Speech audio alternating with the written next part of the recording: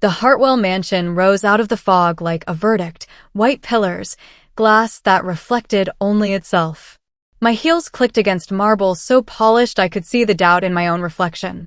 "Miss Rodriguez," the butler said, voice clipped. "They're waiting in the library." Of course they were. The word library sounded generous for a room that displayed books the way museums display bones, proof of culture, not use. Thomas stood as I entered, handsome in the fragile way of men raised to inherit rather than build. "Hey," he murmured. "It's just a formality." Behind him, Diane and Richard Hartwell looked carved from the same cold stone as the mansion. On the table lay a stack of papers, 23 pages of polite insult. "Sit, dear," Diane said. "Coffee? Cream?" I declined. My lawyer, Margaret Stowe, settled beside me, quietly unfolding her pen like a weapon. Richard began, "Our family believes in clarity. Thomas will one day oversee Hartwell Industries, assets, real estate, trust portfolios. This agreement merely preserves what generations have built." Their smiles were white fences around a closed world. "Of course," I said. "Clarity is important." Thomas reached for my hand under the table. His palm was damp. The chandelier above us trembled slightly, as if even the crystals felt the tension. "Sign it now, Gabriella," Diane urged, her rings scattering rainbows across the pages. "Then we can all move on." I read the first paragraph. "The undersigned shall hold no claim." No claim. No value. No say. Margaret's knee brushed mine steady. I looked up, smiled. "Before I sign, could I ask a few questions?" They nodded, certain they were winning. Outside, the rain began to fall against the windows, slow and deliberate, like the ticking of a countdown. I had arrived here prepared, not for battle, but for a lesson. Purpose, deepen emotion and reveal tension. The questions came softly, like a teacher guiding children toward their own mistake. "This estate, how long has it been in your family?" 30 years, Richard said proudly. "Worth just over $4 million. And Hartwell Industries? $87 million in assets," he boasted. "Soon to be more, once Thomas takes full control." Diane's voice sweetened. "You see, dear, we only want to protect him. You earn, what was it, $52,000 a year?" I nodded. "Let them build their tower of certainty." "Nothing personal," she continued, "but marriages fail. Wealth shouldn't." Thomas flinched. "Mom, it's fine," I cut in. "You're absolutely right. People should protect what they love." For a heartbeat, they looked pleased, mistaking agreement for submission. "Then we're settled?" Richard asked. "Almost," I said. "One last thing." I slid the pen away, uncapped the folder in front of Margaret. The scent of ink filled the air, metallic, electric. "Margaret, would you share the financial disclosure you prepared?" Diane blinked. "Her disclosure?" "It's standard," Margaret said lightly, passing the paper across. Silence stretched as Diane's eyes scanned the numbers. Her manicured hand trembled. Richard, he took the sheet, frowned, read again, slower. "Is this a joke?" "No," Margaret said. "That's my client's current net worth statement." Thomas looked from his parents to me. "Gabby?" I met his gaze. "It's accurate." The thunder outside rolled like applause waiting to happen.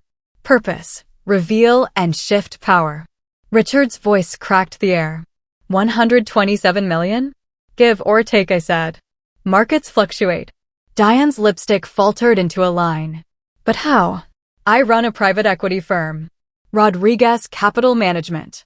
We acquire distressed assets, companies, properties, mortgages. Perhaps you've heard of it." Blank stares. "Perfect." Thomas whispered, "You own companies?" "And debts," I replied. "Including one that concerns this address." Richard's eyes narrowed. "What do you mean, this address?" Margaret flipped another page.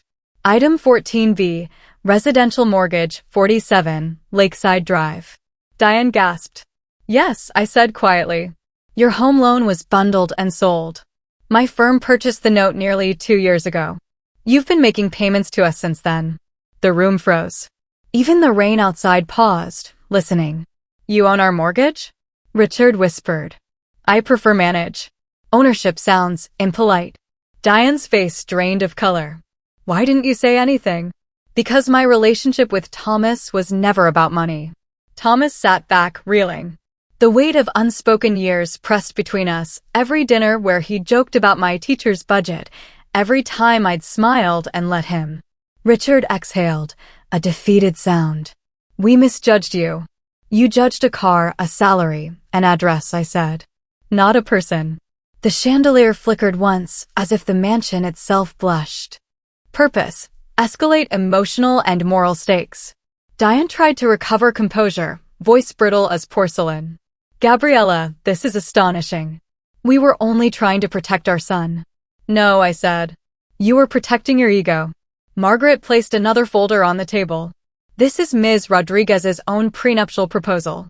Perhaps you'd prefer its terms. Richard opened it, scanning rapidly. This is fair. It safeguards both parties. It assumes partnership, I said. Not hierarchy. He swallowed.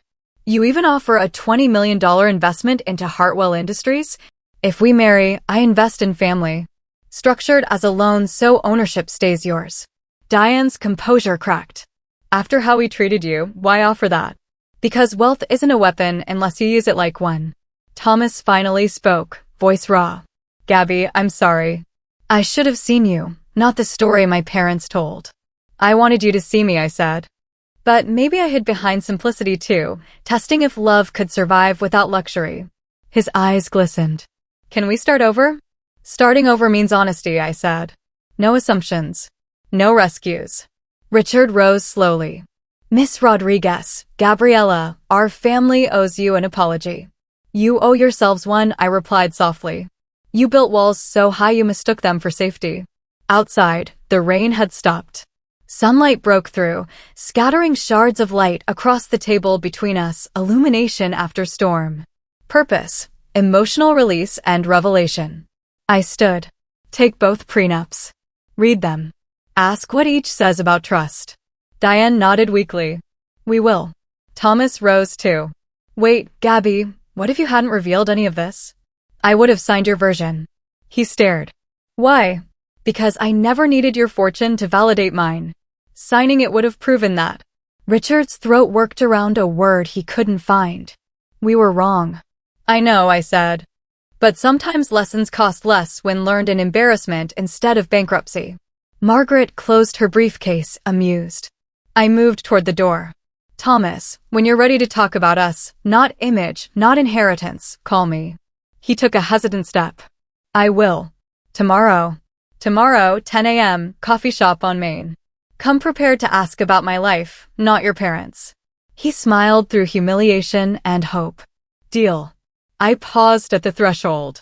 And, Mr. Hartwell, your next payment is due on the 15th. Don't be late. For the first time, Richard laughed soft, human. Understood. The door closed behind me with the satisfying hush of a final bell purpose, resolution, and emotional echo. The Tesla purred down the wet drive, leaving the mansion shrinking in the rearview mirror. My reflection in the glass no longer looked like doubt, it looked like peace. Margaret chuckled beside me. You should have let me mention the other mortgages. Let them have one illusion left, I said. Humility's best learned in doses. Are you going to marry him? I'm going to see if he can grow. Empires can rebuild, people sometimes can too. My phone buzzed. Thomas, I'm an idiot. Can we talk, really talk? I smiled. Tomorrow. 10 a.m. The city unfolded ahead, glass towers gleaming like opportunities. I thought of my students, the second graders who believed stories changed lives. Maybe they were right. By the time I reached my condo overlooking the harbor, the clouds had broken completely. Light spilled across the water like forgiveness. I kicked off my heels, opened my laptop, and logged into the dashboard of Rodriguez Capital. Numbers flickered, deals, properties, lives in motion. They had called me a gold digger. They hadn't realized I owned the mine, the tools, and the patience to teach others what value really means. Tomorrow would tell me if Thomas had learned. And if he hadn't, well, I'd built fortunes from rubble before. Love, like business, rewards those who invest wisely. Fade out. The end.